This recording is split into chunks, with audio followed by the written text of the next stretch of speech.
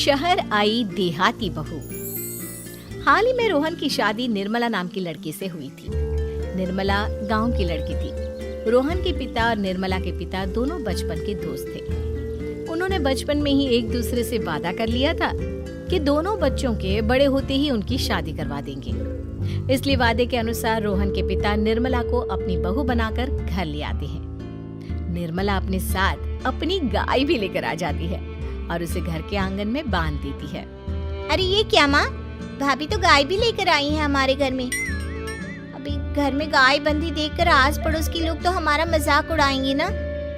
हाँ बेटा, तू ठीक कहती है, लेकिन क्या करूं मैं, तू तो जानती है तेरे पिता किसी की नहीं सुनते। अरे ये क्या निर्मला, तुम अपने साथ गाय क्यों लेकर आई हो? आपके शहर में पैकेट वाला मिलावटी दूध मिलता है ना, लेकिन मुझे तो रोज ताजा दूध पीने की आदत है। गाय लाकर मैंने ना बहुत अच्छा किया है। अब हम सब रोज ना गाय का ताजा ताजा दूध पियेंगे। अरे ये सब तो ठीक है, लेकिन तुम ध्यान रखना कि तुम्हारी गाय की वजह से आस पड़ोस के लोगों को कोई तकलीफ ना हो। हाँ हाँ, मैं सब देख लूंगी, आप चिंता ना करें। कुछ दिन बीत जाते हैं। फिर एक दिन, चल बहू, आज हमें बाजार से सब्जी खरीदने जाना है। उसके बाद सुनीता निर्मला को बाजार में ले जाती है। सब्जी के महंगे दाम देखकर निर्मला के तो होश उड़ जाते हैं। ये क्या माँ जी, 1000 रुपए की सब्जी, ये तो बहुत ही ज्यादा है। अब क्या करे बहू, शहर का तो यही हाल है। ना ना ना, मैं इस तरह पैसों की बर्बादी बर्दाश्त नहीं कर सकती। अब से ना हम इस बाजार से सब्जी नहीं खरीदेंगे। फिर अगले दिन निर्मला घर के आंगन की मिट्टी खोदकर वहाँ तरह तरह की सब्जियाँ लगा देती है। अरे काव्या, तेरी भाभी तो बहुत अजीब है। उसने तेरे पूरे आंगन को खेत बना कर रख दिया। मेरी समझ में नहीं आता, तुम लोग इस लड़की को कहाँ से पकड़ कर लाए हो? अरे सब मेरे पिताजी का किया धरा है। सालों पहले अपने दोस्त से किए वादे के चलते उन्होंने उस गवार को हमारे गले बांध दिया। अरे तेरी भाभी सच में एक नंबर की गंवार है। उसे तो ढंग के कपड़े पहनने तक नहीं आते, ऊपर से उसने तेरे घर को गांव का तबेला बनाकर रख दिया है। उन औरतों की बातें सुनकर काव्या को बहुत बुरा लगता है। फिर वो अपने भाई रोहन से इस बात की शिकायत करने लगती है।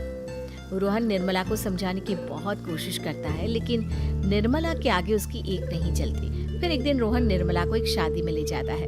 सभी मेहमान खाना खाने में व्यस्त थे। उधर रोहन भी अपने दोस्तों से गप्पे लड़ाने लगता है। तभी निर्मला तंदूरी चिकन के स्टॉल से ढेर सारे लेग पीस उठाकर अपने पर्स में डालना शुरू कर देती है। घर जाने के बाद इसे फ्रिज में रख दूंगी और कल सुबह मैं चीज सिखाऊंगी।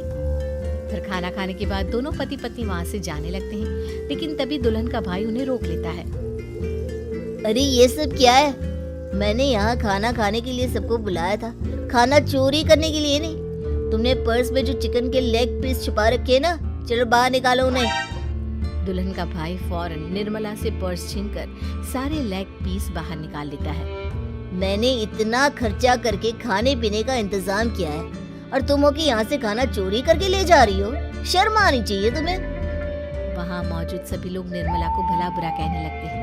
अपनी बेइज्जती होते देख रोहन दुल्हन के भाई से माफी मांगकर निर्मला को घर ले आता है।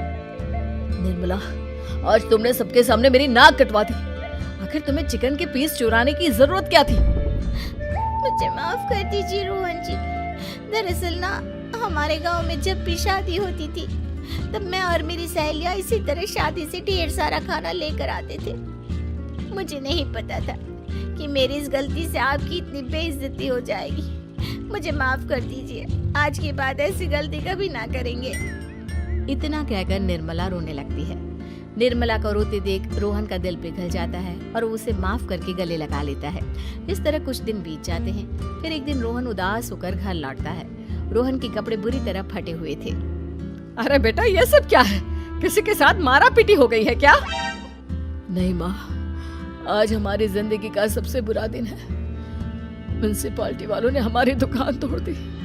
आज से हमारी आमदनी पूरी तरह बंद हो गई। हे भगवान, हमने तो किस्त पर ढेर सारा सामान ले रखा है। अब हम सारे सामान की किस्त कैसे चुकाएंगे?